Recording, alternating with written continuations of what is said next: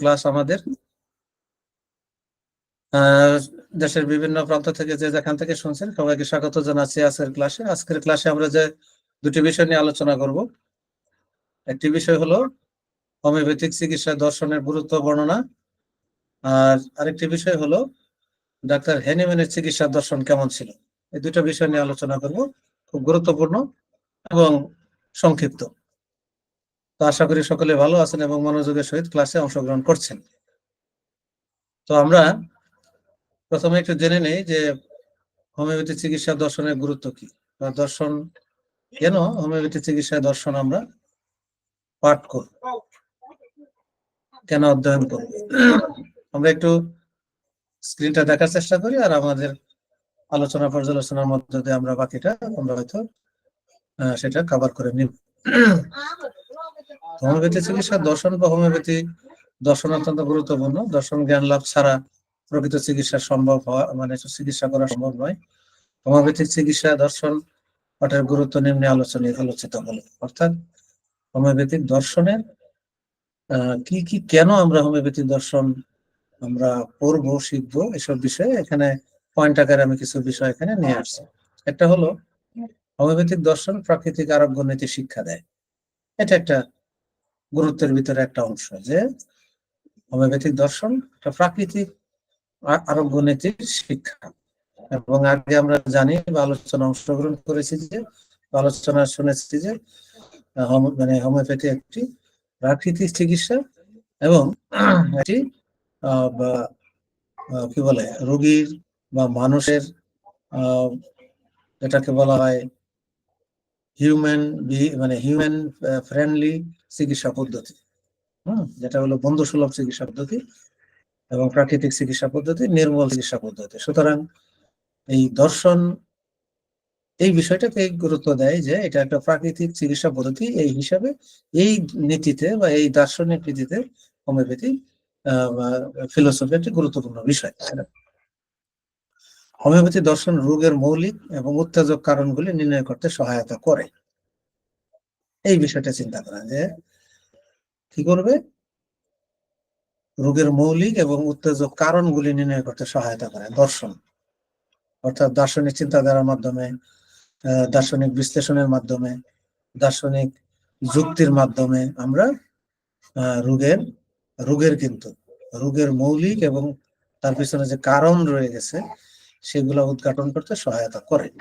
আমি পূর্বের একটি ক্লাসে বলেছিলাম যে দর্শন হলো কারণ অনুসন্ধান করা,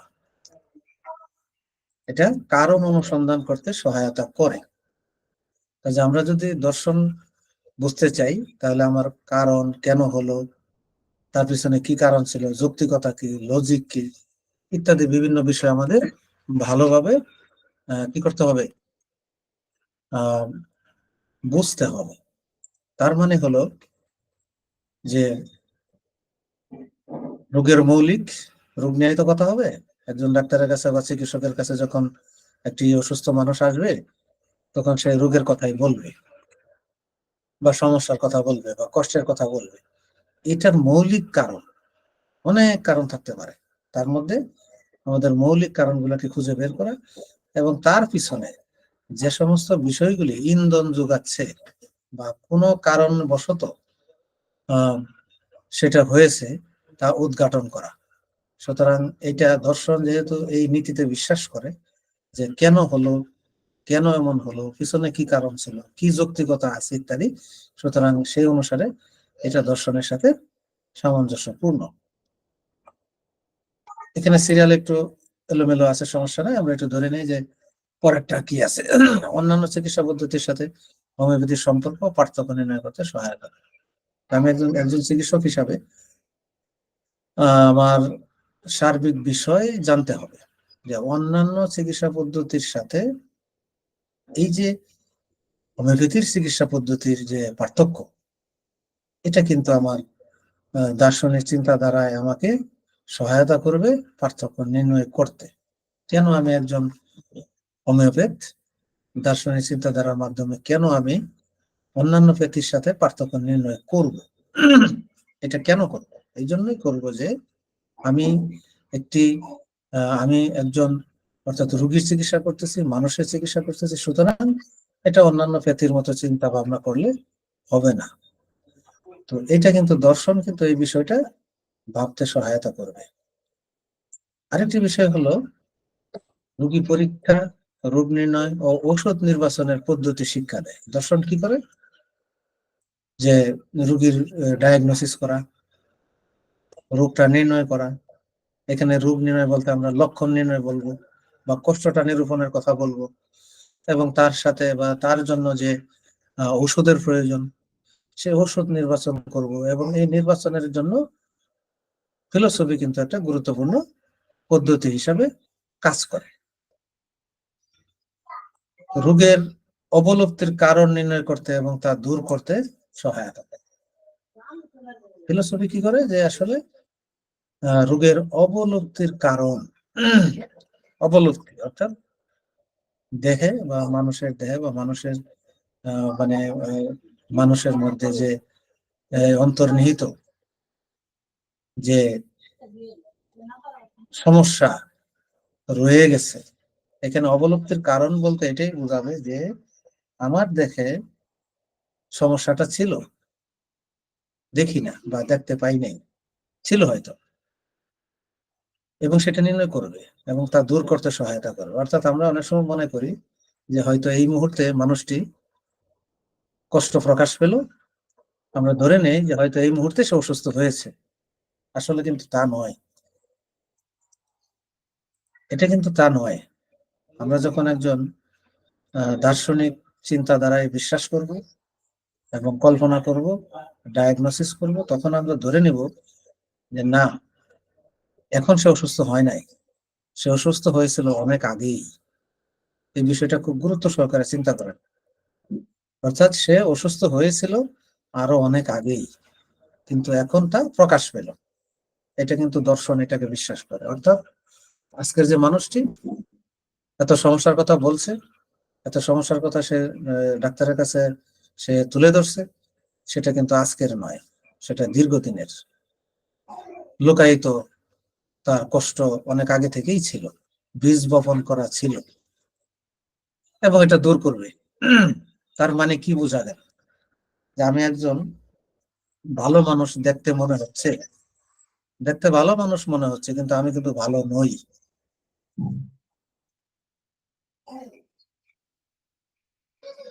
হ্যালো, শুনতে পাচ্ছেন? জি স্যার। এই বিষয়টা ভালোভাবে খেয়াল করেন যে আমাকে আমাকে দেখে সুস্থ মনে হচ্ছে, কিন্তু আমি সুস্থ না। কথাটা কি বিশ্বাস হয়?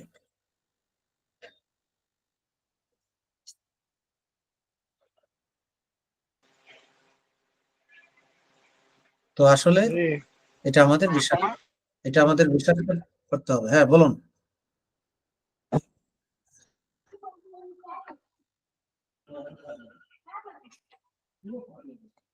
বলুন।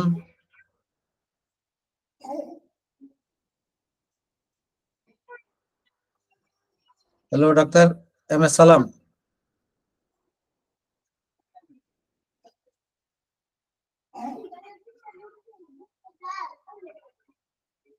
তো আসলে স্যার আমরা, বলতেছেন, আপনি বলুন স্যার। হ্যালো, শোনা যাচ্ছে জি না স্যার, আপনি ভালোভাবেই? বলুন। জি জি। আচ্ছা, একটু মনোযোগ সহকারে শুনুন।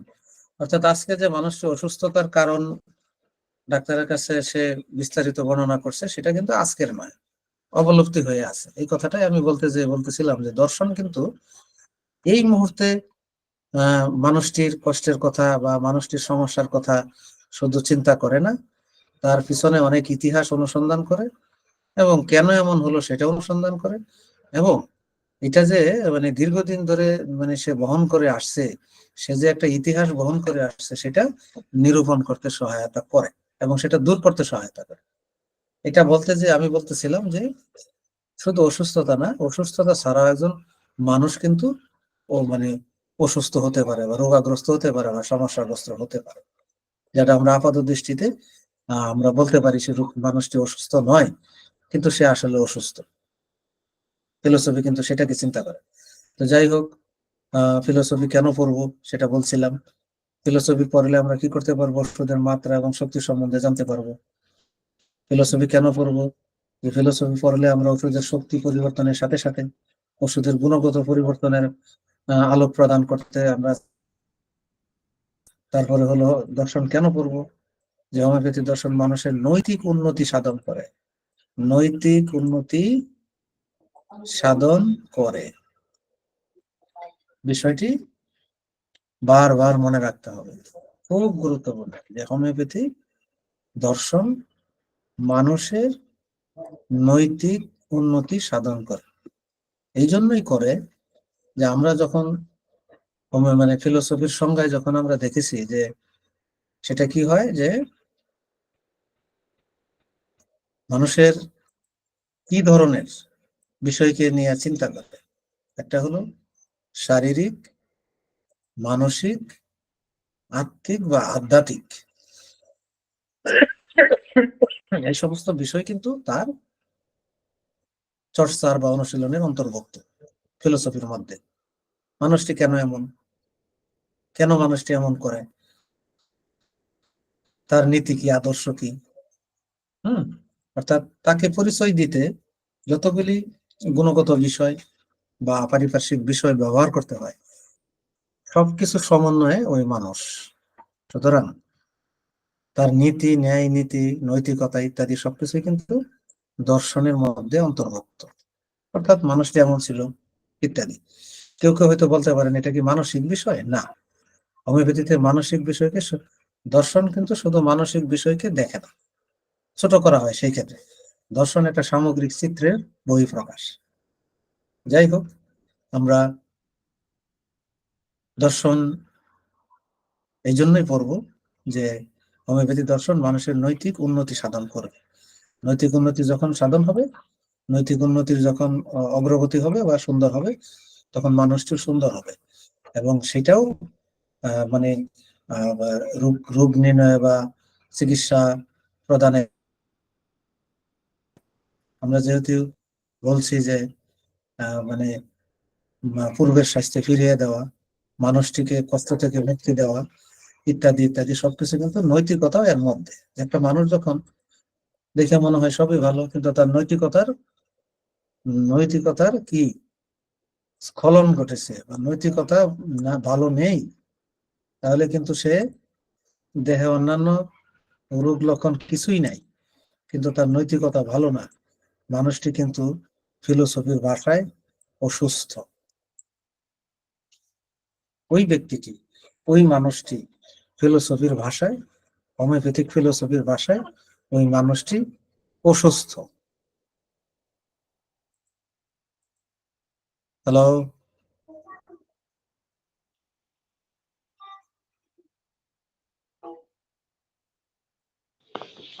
জি, শোনা যাইতেছে স্যার। বুঝতে পারছেন? মানে নৈতিকতা ঘাটতি হলে মানুষ অসুস্থ হয় কিভাবে? জি স্যার। কাজেই হোমিওপ্যাথির যে ব্যাপ্তি, হোমিওপ্যাথির যে পরিধি সেটা অনেক বড়। সেখানে শুধু ছোট ছোট কিছু মানসিক বিষয়কে একসাথে করলে সেটাকে খাটো করা হয়। দার্শনিক চিন্তায় হোমিওপ্যাথি অনেক বড়। অর্থাৎ একটা নৈতিকতার শিক্ষা সেখান থেকে পাওয়া যায়। অর্থাৎ নৈতিকভাবে উন্নতি সাধন না করলে সেই মানুষটি কিন্তু অসুস্থ থেকে যাবে। তো এটা কিভাবে হবে, কিভাবে সম্ভব ইত্যাদি ইত্যাদি এগুলো আমরা পরবর্তীতে বিভিন্ন আলোচনায় আমরা নিয়ে আসবো। রোগীর ও ঔষধের মধ্যে একটি যোগসূত্র আবিষ্কার করতে সহায়তা করে। ফিলোসফি কি করে? রোগী বা মানুষের মধ্যে এবং ওষুধের মধ্যে একটা যোগসূত্র তৈরি করে। কিভাবে করে? আমরা চিন্তা করি যে যে ওষুধের সদৃশ্য লক্ষণের সাথে রোগের লক্ষণ বা মানুষটির কষ্টের লক্ষণ সামঞ্জস্যপূর্ণ কিনা। যদি সামঞ্জস্যপূর্ণ হয় তাহলে আমরা বলতে পারবো যে সামঞ্জস্যপূর্ণ। সুতরাং দার্শনিক মান বিচারে, দার্শনিক চিন্তা ভাবনায় আমরা বলতে পারবো যে এই এই ওষুধটি এই মানুষের জন্য মানে এটা কি সঠিকভাবে নির্বাচিত, সুতরাং এই ওষুধটি প্রেসক্রিপশন করা যায়। এটা কিন্তু আমাদের মানে আপনি হয়তো জানবেন যে হয়তো চিন্তা করবেন যে একজন মানুষের জন্য একটা ওষুধ দিব, ঠিক আছে, কিন্তু লক্ষণ সদৃশ যদি না হয় তাহলে সেটা ঠিক হবে না, এবং সেটা আমরা দার্শনিক চিন্তাধারায় আমরা খুঁজে দেখবো যে আমরা সদৃশ্য হলো কি না। তো এই ছিল হোমিওপ্যাথিতে, মানে হোমিওপ্যাথি দর্শন কেন পড়বো তার বিষয়ে সংক্ষিপ্ত আলোচনা। তো আশা করি এই বিষয়টি আপনারা বুঝতে পেরেছেন, কারণ খুবই গুরুত্বপূর্ণ যে আমরা দর্শন কেন পড়বো হোমিওপ্যাথিতে, সেটা আমরা আলোচনা করলাম। খুব গুরুত্বপূর্ণ আলোচনা। আমি আবারও 1 মিনিটে রিপিট করি যে দর্শন কি করবে, যে মানুষের নৈতিকতার উন্নতি সাধন করবে, এটা শিক্ষা দেয় দর্শন। ঔষধের মাত্রা এবং শক্তি সম্পর্কে জানতে সহায়তা করে, যে রোগের যে অবলুপ্তির কারণ সেটা খুঁজে বের করতে সহায়তা করে দর্শন। রোগ পরীক্ষা নির্ণয় এবং ঔষধের শক্তি নির্বাচনে সহায়তা করে। প্রাকৃতিক আরোগ্য নীতিতে দর্শন সহায়তা করে। রোগীর মৌলিক এবং উত্তেজক কারণ, হ্যাঁ, এটার জন্য জানতে সহায়তা করে দর্শন। সুতরাং বিভিন্ন কারণে দর্শন খুবই গুরুত্বপূর্ণ হোমিওপ্যাথি চিকিৎসা বিজ্ঞানে। এখন আমরা দেখি হ্যানিম্যান তাহলে কি করতেন, হ্যানিম্যানের চিকিৎসা দর্শনটা কেমন ছিল। এটা যদি আমরা চিন্তা করি তাহলে আমরা বুঝতে পারবো যে যার প্রণীত চিকিৎসা পদ্ধতি, যিনি হোমিওপ্যাথির স্রষ্টা এবং অগ্রপ্রতীক, হোমিওপ্যাথি নিয়ে যার হাত ধরে হোমিওপ্যাথি আসছে, ওনার দর্শনটা কেমন ছিল। এখানে সংক্ষিপ্ত ভাবে কিছু বিষয় আছে। হ্যানিম্যান ছিলেন একজন প্রকৃত চিকিৎসা বিজ্ঞানী। প্রকৃত চিকিৎসা বিজ্ঞানী ছিল কোন পদ্ধতি বা ধারণা তিনি একতরফা ভাবে গ্রহণ করতে পারেন। তৃতীয় চিকিৎসা মানে তথায় এটি আছে যে সেজন্যই চিকিৎসা দর্শন এলোপ্যাথি, আয়ুর্বেদিক, ইউনানি প্রভৃতি চিকিৎসা দর্শনের সম্পূর্ণ বিপরীত। এটা ছিল সম্পূর্ণ বিপরীত পদ্ধতি। তিনি তার চিকিৎসা শাস্ত্রের নাম রাখলেন হোমিওপ্যাথি। এই যে এটা কিন্তু প্রথমে কিন্তু হোমিওপ্যাথি চিকিৎসা নাম কিন্তু হোমিওপ্যাথি ছিল না। হ্যানিম্যান যখন চিকিৎসা পদ্ধতি শুরু করেন তখন এটাই ছিল যে যে এলোপ্যাথি, আয়ুর্বেদিক, ইউনানি এইগুলা দর্শনের সম্পূর্ণ একটা বিপরীত একটা পদ্ধতি। তখন কিন্তু হোমিওপ্যাথির নাম হয় নাই। অনেক পরবর্তীতে এটার একটা নাম তিনি দিলেন, সেটা হলো হোমিওপ্যাথি। তো যাই হোক, যুক্তিগত সংগত চিকিৎসা কলা, যেটাকে বলা হয় রেশনাল হিলিং আর্ট, হ্যানিম্যানের চিকিৎসা দর্শনের মূল তত্ত্বগুলি নিম্নরূপ। যে তার দর্শনগুলো কেমন ছিল।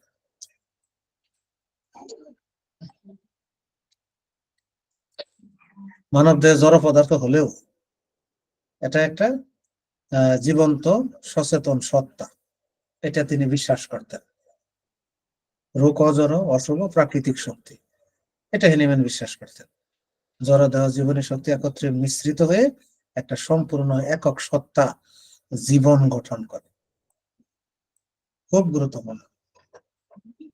যদিও মানব দেহ জড় পদার্থ, কি আঙ্গিকে জড় পদার্থ, আমরা যখন পূর্বে কথা বলছিলাম যে বস্তুগত চিন্তা করলে, অর্থাৎ ক্ষুদ্র ক্ষুদ্র কণায় যদি বিভক্ত করে ফেলাই তাহলে এটা একটা জড় পদার্থ, কিন্তু এটা একটা জীবন্ত সত্তাও। কারণ না হলে মানুষ তার প্রকাশ, তার অস্তিত্বের যে বহিঃপ্রকাশ, যে মানুষ বা জীবন্ত সত্তা, তার মানে একদিকে যেমন পদার্থ, অন্যদিকে একটা জীবন্ত সত্তা। অজর, অশুভ, অশুভ প্রাকৃতিক শক্তি। আর রোগ হলো কি, অজর, অশুভ, এটাও একটা শক্তি। শক্তি নিয়ে আমি পূর্বের ক্লাসে কথা বলেছিলাম, আশা করি সবাই বুঝতে পেরেছেন। এটাও কিন্তু একটা শক্তি, জীবনী শক্তি। জড় দেহ জীবনী শক্তি একত্রে মিলিত হয়ে একটা সম্পূর্ণ একক সত্তা গঠন করে। অর্থাৎ আমরা কি জানি যে ভাইটাল ফোর্স এবং আমার দেহ বা আমার যে এই দৈহিক যে সত্তা এবং জীবনী শক্তি একসাথে মিশ্রিত হয়ে একটা একটা সত্তা গঠন করে। এটা নিশ্চয়ই আপনারা বুঝতে পারছেন। প্রাকৃতিক শক্তি রূপ শক্তির দেহ নয়, জীবনের শক্তিকে আক্রমণ করে। এই প্রাকৃতিক শক্তি বা রোগ, রোগও কিন্তু একটা শক্তি। এটা কি করে? দেহে আক্রমণ করে না, দেহে নয়,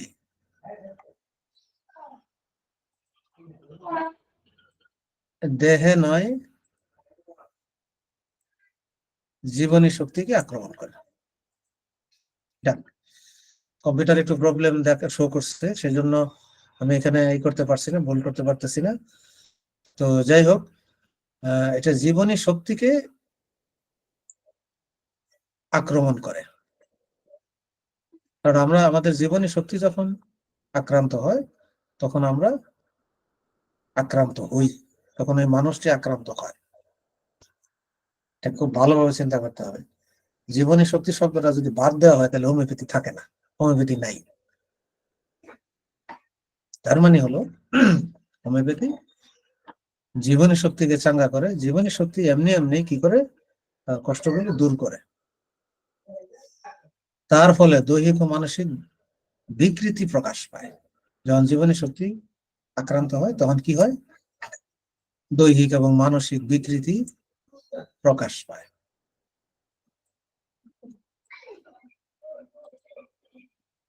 রোগীর দৈহিক ও মানসিক বিকৃতির লক্ষণগুলি যদি ওষুধের লক্ষণ সমস্যার সদৃশ্য হয়, তবেই প্রকৃত আরোগ্য সাধিত হবে, যেটা সিমিলিয়া, সিমিলিবাস, কিউরেন্টার। ওষুধ যখন সদৃশ্য লক্ষণের হবে, তখন কি হবে?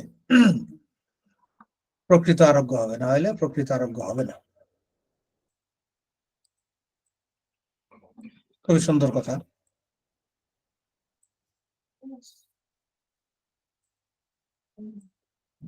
রোগ শক্তি একটি সূক্ষ্ম শক্তি, সুতরাং ঔষধ শক্তি সূক্ষ্ম শক্তি হতে হবে। এটা খুব একটা সাধারণ বিষয়। রোগীর শারীরিক মানসিক লক্ষণ শুধুমাত্র একটি ওষুধের লক্ষণ সমষ্টির সদৃশ্য হয়, সুতরাং একবার একটি মাত্র ওষুধ প্রয়োগ করা যায়। এটা ছিল আসলে হেনিম্যানের চিকিৎসা দর্শন। হেনিম্যান মনে করতেন এটা, যে রোগ শক্তি একটি সূক্ষ্ম শক্তি, তারপর ওষুধের সূক্ষ্ম শক্তি হবে পটেন্টাইজড, এটা হেনিম্যান মনে করতেন। রোগ নয়, রোগীর চিকিৎসা দিতে হবে, এটা হেনিম্যান মনে করতেন। রোগীর স্বতন্ত্র রোগ চিত্রানুসারে ঔষধ নির্বাচন করতে হবে, রোগের নামে নয়। যেমন আমরা অনেক সময় বলে থাকি ডায়াবেটিস, ক্যান্সার, রোগ নয়, রোগীকে চিকিৎসা দিতে হবে। রোগীর স্বতন্ত্র রোগ চিত্রানুসারে ঔষধ নির্বাচন করিতে হইবে, রোগের নামে নয়। রোগীর স্বতন্ত্র রোগ চিত্র অনুসারে, স্বতন্ত্র রোগ চিত্র মানে তার ঘুম কেমন, তার ব্যবহার কেমন, তার মানসিক অবস্থা কেমন, তার রাগ, অন্যান্য সব মিলে যে চিত্রটা ফুটে উঠবে, এটাকে বলা হয় রোগ চিত্র। এবং সে অনুযায়ী ওষুধ নির্বাচন করতে হবে। এবার বলা যাবে না যে তার তার হাড়ে কোনো সমস্যা কিনা, ঘুমের কোনো সমস্যা কিনা, হ্যাঁ, এটাকে আমরা বলি যে তার হয়তো কোনো ডায়াবেটিস আছে কিনা, তারপরে হলো তার মানসিক কোনো রোগ কিনা, এইভাবে বলা যাবে না। বলতে হবে সামগ্রিক চিত্র। সেটা কিন্তু সেটা কোনো রোগের নামের কোনো চিত্র হবে না, এটা হেনিম্যান মনে করতেন। যে ঔষধ সুস্থ দেহে রোগ উৎপাদন করতে পারে, সেই ওষুধ প্রাকৃতিক পীড়াও আরোগ্য করিতে পারে।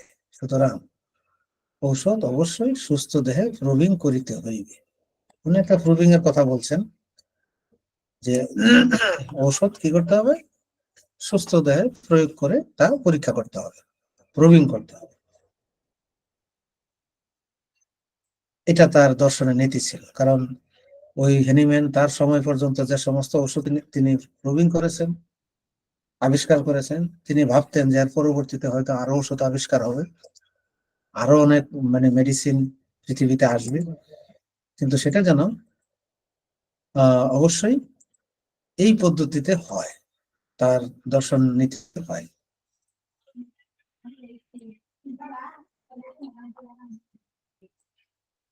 8 নম্বরে আছে রোগীকে আংশিক ভাবে নয় সামগ্রিক ভাবে চিকিৎসা করিতে হইবে। এটা কিন্তু হ্যানিম্যানের একটা দর্শন ছিল, আংশিক করা যাবে না। তো কারণ রোগীর আক্রমণে জীবনী শক্তি তথা অধিকারী মানুষটির দৈহিক ও মানসিক বিকৃতি ঘটে। সুতরাং যদি দৈহিক চিন্তা ভাবনা করে চিকিৎসা করা হয় তাহলে আংশিক হবে, মানসিক ভাবে চিন্তা করে চিকিৎসা করলে আংশিক হবে।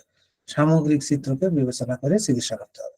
অ্যানাটমি, ফিজিওলজি, প্যাথোলজি, সাহায্যকারী চিকিৎসা বিজ্ঞান এর উপর অধিক নির্ভরশীল না হয়ে রোগের দৈহিক ও মানসিক লক্ষণের সদৃশ্য লক্ষণ সৃষ্টিকারী ঔষধের উপর নির্ভরশীল হতে হবে। এখানে একটা বিতর্কিত বিষয়ের মতো মনে হবে। যদি বুঝতে পারি তাহলে বিতর্কিত হবে না, আর যদি বুঝতে না পারি তাহলে বিতর্কিত হবে। উনি কিন্তু একটা বিষয় নিয়ে আসছেন যে অ্যানাটমি, ফিজিওলজি, প্যাথোলজি এইগুলা সাহায্যকারী চিকিৎসা বিজ্ঞান, এর উপর অধিক নির্ভরশীল না হয়ে রোগীর দৈহিক ও মানসিক লক্ষণ সৃষ্টিকারী ওষুধের উপর নির্ভরশীল হতে হবে, এটা উনি বলছেন। সুতরাং এটা থেকে আমরা বুঝতে পারি যে হ্যাঁ, লক্ষণকে গুরুত্ব দিতে হবে, অন্যান্য অ্যানাটমি, ফিজিওলজি, প্যাথোলজি এগুলাকে উনি একটা ওই সময়কালের পরিস্থিতি অনুযায়ী উনি কথাগুলি বলেছেন। হয়তো ওই সময় আমাদের প্যাথোলজি সায়েন্স এত ডেভেলপ ছিল না, তখন হয়তোবা ওই প্যাথোলজিকে মেইন বিষয় হিসাবে উনি নেন নাই বা চিন্তা করেন নাই। কিন্তু এখান থেকে আমাদের বুঝতে হবে যে প্যাথোলজির মাধ্যমে, অর্থাৎ প্যাথোলজিতে যে লক্ষণ প্রকাশ পায়, আমরা যদি সম্পূর্ণ লক্ষণ নিতে পারি সেক্ষেত্রে কিন্তু আলটিমেটলি প্যাথোলজির লক্ষণও কিন্তু এর মধ্যে চলে আসে। এটা আমাদের ভুল বোঝার একটা বিষয় থাকে। অনেকে বলে যে হয়তো হোমিওপ্যাথিতে প্যাথোলজি পড়ে কি হবে, এটা তো হ্যানিম্যান ওইভাবে বলেন নাই, নিরুৎসাহিত করছে। অসুবিধা নাই, আপনি যখন টু দা পয়েন্টে সমস্ত লক্ষণ আপনি সংগ্রহ করবেন তখন তার ভিতরে অ্যানাটমি, ফিজিওলজি এবং প্যাথোলজি চলে আসবে। উদাহরণস্বরূপ যদি বলি, আপনি হয়তো রোগীকে জিজ্ঞেস করলেন যে আপনার প্রস্রাবের গন্ধ কেমন, রোগী হয়তো বলবে যে খুব ঝাঁঝালো গন্ধ। এখান থেকে আপনি হয়তো ধরে নিলেন যে আপনি একটা লক্ষণ সংগ্রহ করলেন। কিন্তু প্যাথোলজি বলতেছে যে আপনি যখন এই ধরনের পরিবর্তিত বা কোনো ধরনের মানে অস্বাভাবিক কোনো কিছু আপনি পাচ্ছেন, তখন আপনার ভিতরে একটা প্যাথোলজিক্যাল সিমটমের মধ্যে আছে। সুতরাং প্যাথোলজি এবং ফিজিওলজি আপনি ধরি যে শারীরবৃত্তীয় বিভিন্ন কার্যক্রম ব্যাঘাত ঘটতেছে, যেমন ডায়াবেটিস হচ্ছে, অন্যান্য বিষয় হচ্ছে। আমরা যদি বলি যে রক্তের বিভিন্ন কণিকার কি সমস্যা, থ্যালাসেমিয়া হচ্ছে ইত্যাদি, যদি আমরা চিন্তা করি, আপনি ওই সমস্ত বিষয়গুলো যদি আমলে নাও নেন তাও কিন্তু আপনি যদি লক্ষণও সংগ্রহ করেন যে, তাহলে আলটিমেটলি কিন্তু আপনি ওর মধ্যেই আপনি চলে গেছেন। এটা কিন্তু ভালোভাবে খেয়াল করতে হবে। আপনি এটা নিয়ে বিতর্কের কিছু নাই। সুতরাং এটা খুবই পরিষ্কার। আপনি যদি সূক্ষ্ম এবং সুন্দরভাবে সঠিকভাবে লক্ষণ সংগ্রহ করেন তাহলে সমস্ত সাহায্যকারী যে বিজ্ঞান বা সাহায্যকারী যে সাবজেক্ট সব কিছু এর মধ্যে চলে আসবে। এটাই হলো হ্যানিম্যানের চিকিৎসা নীতি বা দর্শন নীতি। তো আশা করি সবাই বিষয়টি বুঝতে পেরেছেন। সুতরাং এই দুটি প্রশ্ন কিন্তু খুবই গুরুত্বপূর্ণ, পরীক্ষায় এই ধরনের প্রশ্ন আসে।